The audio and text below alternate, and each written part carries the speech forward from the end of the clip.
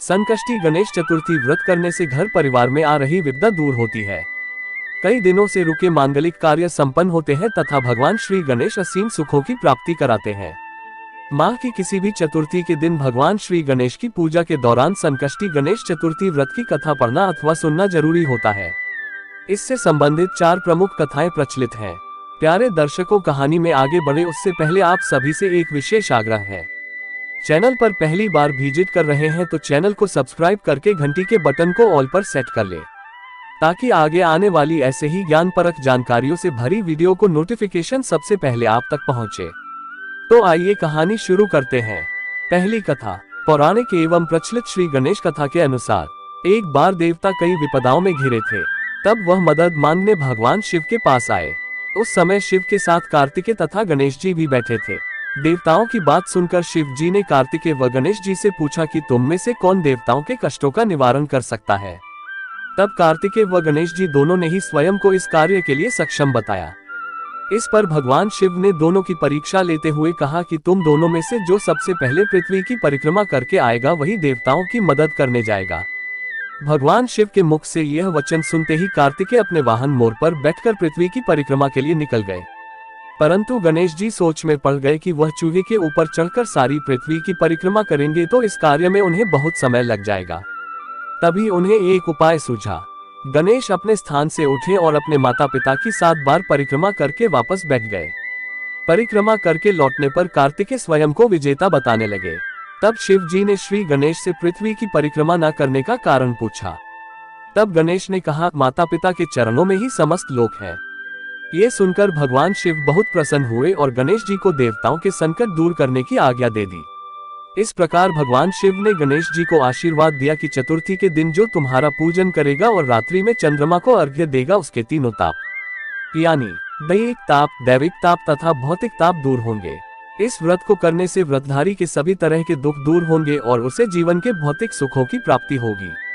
चारों तरफ से मनुष्य की सुख समृद्धि बढ़ेगी। पुत्र पौत्रादि धन ऐश्वर्य की कमी नहीं रहेगी। गणेश चतुर्थी व्रत की दूसरी कथा। एक समय की बात है, राजा हरिश्चंद्र के राज्य में एक कुम्हार रहता था। वह मिट्टी के बर्तन बनाता, लेकिन वे कच्चे रह जाते थे। एक पुजारी की सलाह पर उसने इस समस्या को दूर करने के लिए एक छोटे बालक को मिट्टी के बर्तनों के साथ आवा में डाल दिया। उस दिन संकष्टी चतुर्थी का दिन था। उस बच्चे की माँ अपने बेटे के लिए परेशान थी। उसने गणेश जी से बेटे की कुशलता की प्रार्थना की। दूसरे दिन जब कुम्हार ने सुबह उठकर देखा तो आवा में उसके बर्तन तो पक गए थे, लेकिन बच्चे का बाल बांका भी नहीं हुआ था। वह डर गया और राजा के दरबार में जाकर सारी घटना बताई। इसके बाद राजा ने उस बच्चे और उसकी मां को बुलवाया तो मां ने सभी तरह के विघ्न को दूर करने वाली संकष्टी चतुर्थी का वर्णन किया। इस घटना के बाद से महिलाएं संतान और परिवार के सौभाग्य के लिए संकट चौथ का व्रत करने लगी। तीसरी कथा। एक समय की बात है कि विष्णु भगवान का विवाह लक्ष्मी जी के साथ निश्चित हो गया। विवाह की तैयारी होने लगी। सभी देवताओं को निमंत्रण भेजे गए, परंतु गणेश जी को निमंत्रण नहीं दिया। कारण जो भी रहा हो, अब भगवान विष्णु की बारात जाने का समय आ गया। सभी देवता अपनी पत्नियों के साथ विवाह समारोह में आए। उन सब ने देखा कि गणेश जी कहीं दिखाई नहीं दे रहे हैं। तब वे आपस में चर्चा करने लगे कि क्या गणेश जी को न्योता नहीं दिया गया है या स्वयं गणेश जी ही नहीं आए हैं। सभी को इस बात पर आश्चर्य होने लगा। तभी सबने विचार किया कि विष्णु भगवान से ही इसका कारण पूछा जाए। विष्णु भगवान से पूछने पर उन्होंने कहा कि हमने गणेश जी के पिता भोलेनाथ महादेव को न्योता भेजा है। यदि गणेश जी अपने पिता के साथ आना चाहते तो आ जाते। अलग से न्योता देने की कोई आवश्यकता भी नहीं थी। दूसरी बात यह है कि उनको 1.25 मन मूंग, 1.25 मन चावल, 1.25 मन घी और 1.25 मन लड्डू का भोजन दिन भर में चाहिए। यदि गणेश जी नहीं आएंगे तो कोई बात नहीं, दूसरे के घर जाकर इतना सारा खाना पीना अच्छा भी नहीं लगता। इतनी वार्ता कर ही रहे थे कि किसी एक ने सुझाव दिया, यदि गणेश जी आ भी जाए तो उनको द्वारपाल बनाकर बैठा देंगे कि आप घर का ख्याल रखना। आप तो चूहे पर बैठकर धीरे धीरे चलोगे तो बारात से बहुत पीछे रह जाओगे। ये सुझाव भी सबको पसंद आ गया तो विष्णु भगवान ने भी अपनी सहमति दे दी। होना क्या था कि इतने में गणेश जी वहां आ पहुंचे और उन्हें समझा बुझाकर घर की रखवाली करने बैठा दिया। बारात चल दी। तब नारद जी ने देखा कि गणेश जी तो दरवाजे पर ही बैठे हुए हैं, तो वे गणेश जी के पास गए और रुकने का कारण पूछा। गणेश जी कहने लगे कि विष्णु भगवान ने मेरा बहुत अपमान किया है। नारद जी ने कहा कि आप अपनी मूषक सेना को आगे भेज दें तो वह रास्ता खोद देगी, जिससे उनके वाहन धरती में धंस जाएंगे। तब उन्हें आपको सम्मान पूर्वक बुलाना पड़ेगा। तो गणेश जी ने अपनी मूषक सेना जल्दी से आगे भेज दिया और सेना ने जमीन खोखली कर दी। जब बारात वहां से निकली तो रथों के पहिए धरती में धंस गए। लाख कोशिश किया परंतु पहिए नहीं निकले। सभी ने अपने अपने उपाय किए परंतु पहिए तो नहीं निकले, बल्कि जगह जगह से टूट और गया। किसी की समझ में नहीं आ रहा था कि अब क्या किया जाए। तब नारद जी ने कहा, आप लोगों ने गणेश जी का अपमान करके अच्छा नहीं किया। यदि उन्हें मनाकर लाया जाए तो आपका कार्य सिद्ध हो सकता है और यह संकट टल सकता है। शंकर भगवान ने अपने दूत नंदी को भेजा और वे गणेश जी को लेकर आए। गणेश जी का आदर सम्मान के साथ पूजन किया। तब कहीं रथ के पहिए निकले। अब रथ के पहिए निकल तो गए परंतु वे टूट फूट गए तो उन्हें सुधारे कौन। पास के खेत में खाती काम कर रहा था, उसे बुलाया गया। खाती अपना कार्य करने के पहले श्री गणेशाय नमः कहकर गणेश जी की वंदना मन ही मन करने लगा। देखते ही देखते खाती ने सभी पहियों को ठीक कर दिया। तब खाती कहने लगा कि हे देवताओं, आपने सर्वप्रथम गणेश जी को नहीं मनाया होगा और न ही उनकी पूजन की होगी, इसीलिए तो आपके साथ यह संकट आया है। हम तो मूर्ख अज्ञानी हैं, फिर भी पहले गणेश जी को पूजते हैं, उनका ध्यान करते हैं। आप लोग तो देवतागण हैं, फिर भी आप गणेश जी को कैसे भूल गए। अब आप लोग भगवान श्री गणेश जी की जय बोलकर जाएं, तो आपके सब काम बन जाएंगे और कोई संकट भी नहीं आएगा।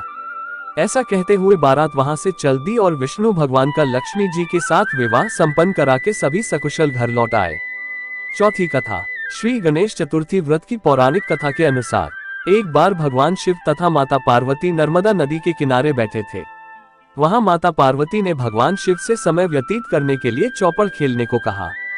शिव चौपड़ खेलने के लिए तैयार हो गए, परंतु इस खेल में हार जीत का फैसला कौन करेगा, ये प्रश्न उनके समक्ष उठा। तो भगवान शिव ने कुछ तिनके एकत्रित कर उसका एक पुतला बनाकर उसकी प्राण प्रतिष्ठा कर दी और पुतले से कहा, बेटा, हम चौपड़ खेलना चाहते हैं परंतु हमारी हार जीत का फैसला करने वाला कोई नहीं है, इसीलिए तुम बताना कि हम दोनों में से कौन हारा और कौन जीता।